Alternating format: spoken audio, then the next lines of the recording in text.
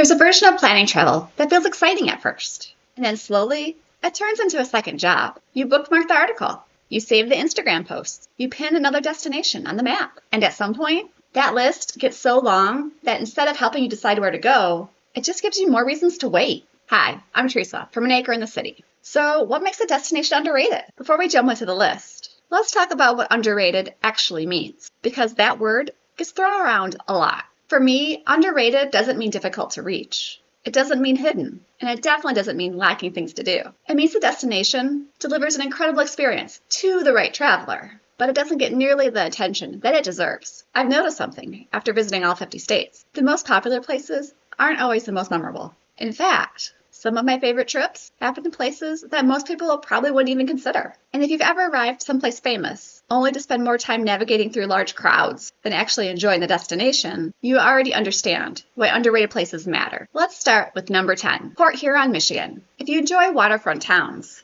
Great Lakes scenery, and slower-paced travel, Port Huron deserves a look. One of my favorite experiences here was taking the river cruise and watching massive freighters move through the St. Clair River. It's one of those things that can be difficult to appreciate until you're standing there watching it happen. If you're a coffee shop person, head to the Raven Cafe. You won't be disappointed. The sandwiches and the art are also amazing. The best time to visit? Late spring to early fall. It pairs great with Michigan's Thumb region, or even Detroit. If you're in the Thumb, be sure to head to Lexington. It's a great little beach town. Number 9, Paulsbo, Washington. Paulsbo wasn't even supposed to be a destination on my trip. It just happened to be a convenient lunch stop. And then we arrived. This little Scandinavian-themed town completely surprised me in the best kind of way. Beautiful waterfront, walkable downtown, fantastic atmosphere. It's one of those places where you stop for an hour and start wondering if you should stay for the whole afternoon. The best time to visit this location is summer and early fall. This is a great destination for people visiting Olympic National Park who want to go beyond the obvious stops. Number 8, Fort Davis, Texas. West Texas doesn't always get the attention that it deserves. Fort Davis feels completely different from most parts of Texas.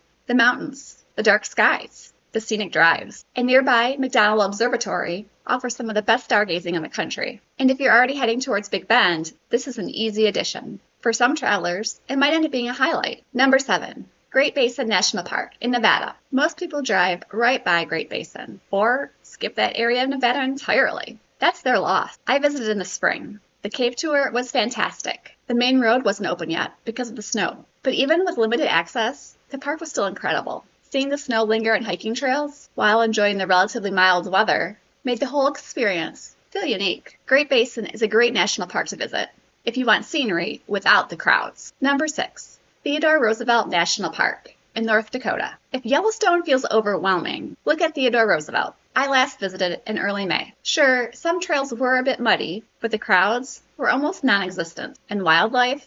It was everywhere. One of my favorite parts of this park is how different the north and south units feel from each other. Most visitors only visit one, the south unit. If you have time, definitely check out both of them. Before I get into the top 5, a quick note. If you're already thinking about turning these destinations into a real trip, I created a free guide called 5 Days to Your Perfect Outdoor Adventure. It walks you through 5 simple steps to help you plan your next trip without the overwhelm. I'll link that below. Number 5, White Sands National Park in New Mexico. White Sands doesn't look real. The gypsum dunes, they sparkle so awesomely. The ripples in the sand create patterns that constantly change. And one of my favorite things to do is watch people sled down the sand dunes. It's playful. It's beautiful, and it feels completely different from anywhere else I've explored. Number 4, Lassen Volcano in California. Lassen is one of those parks that keeps rewarding repeat visits. I've visited multiple times and always find something new to explore. Bumpass Hell is fantastic. The lake near the visitor center is also beautiful. And one memory that'll always stick with me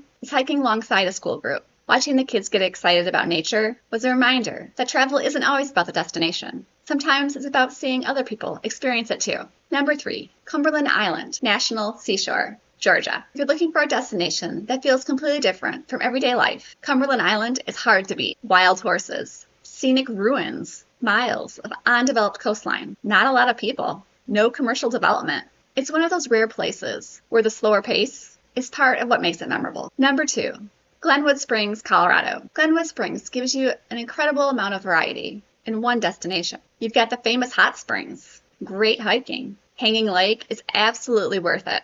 You will need to get a reservation if you want to do the 1.2-mile steep hike. The scenery up there, though, is beautiful, and the entire area works perfectly for Colorado road trip base. And number 1, Michigan's Upper Peninsula. If I were starting my travel journeys all over again in 2026, this is one of the first places I'd prioritize. The Upper Peninsula has waterfalls all over the place. You can spend days chasing all the waterfalls and still not see them all. Lake Superior creates incredible scenery. The drives, they're beautiful also. And if you're a Thomas Dombo fan, there's even a giant troll waiting to be discovered. The UP feels adventurous without being complicated. To me, that seems like a pretty rare combination, and that's why it takes my number 1 spot. Here's what I hope you take away from this list. Underrated doesn't mean second best. It often means fewer crowds, simpler logistics, and an experience that's just as memorable, maybe even more. You don't need to visit all 10 places. In fact, don't.